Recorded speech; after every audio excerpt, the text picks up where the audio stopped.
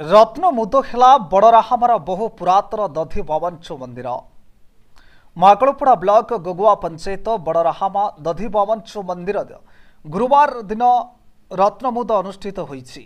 बहु पुरातन मंदिर होइथिबारु सरकारी बेसरकारी और पूर्ण हस्तर व्यक्तिगत दान जोगु आज पूर्णांग होईछि मंदिर कार्य। महाकलपुड़ा ब्लॉक गगुआ बढी और पटामुंडई ब्लॉक दिहुड़पुर और यार आखपाख पंचायत श्रद्धालु मान सहयोगु आज मंदिर कार्य पूर्णांग होईछि।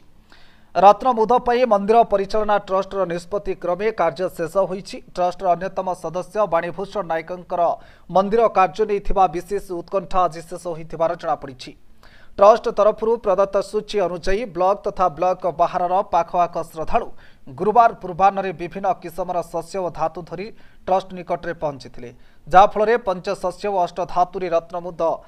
होइछि दधि बावंचु मंदिर। आगामी दिन में त्वरित मंदिर आनुषंगिक कार्य संपादन करा परे मंदिर प्रतिष्ठा सहित देवता पूजा पाइबे बोली ट्रस्ट तरफ जଣାपड़िछि। रत्नमुद उत्सव श्री दधि बावनजुकर रत्नमुद उत्सव आमर ये अंचल दिहुड़पुर पंचायत 6टा मौजा आमर बढ़िया पंचायत 5टा मौजा आमर छतर रामचंद्रपुर इटाकंडिया बढ़िया खोलानई तथा आमर गगुआ पंचायत बंधपड़ा गगुआ बड़ीगंड एपटे पटामुंडई ब्लॉक आमर तेरेई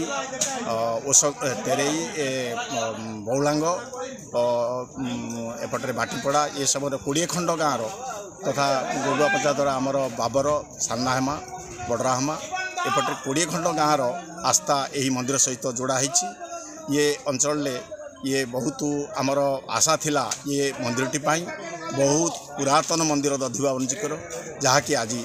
पूर्ण होगा जाटा रत्नमुद हो रत्नमुद आमर गोटे आगुरी रही परंपरा से अष्टरत्न अष्टधातु आमर अष्ट शस्य सब पंचशस्य एगुड़ी सब दि जाकरी तापर जाटा रत्नमुद कराए एवं तार गंबुज उठे ना निरर्थक हो तेणु आज आमर से कमटी ये हूँ ठाकुर इच्छा सी जहाँ कल्पना माने आमे खाली कल्पना करूँ सी आमर कल्पना को वास्तवायन कर दधि बावनजु मंदिर आज्ञा दधि बावनजु मंदिर बहुत पुराना काल मंदिर आमे आम छोट पिला दिन मत आसी 68 वर्ष है मो पिलाटी दिन मोर हेतु पाइला दिन मुझे ठाकुर पाखक आम आसू आमर सब चली पर्वपर्वाणी स्नान जो स्नान यात्रा से समय खूब जाक जमक हुए मंदिर जो तैयारी कार्य केमती कौन आदाय सरकारी सरकारी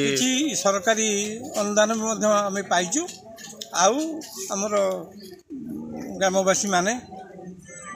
सहायतार मागी जाचिक आम गाँव पिला भिक्षा मागुँ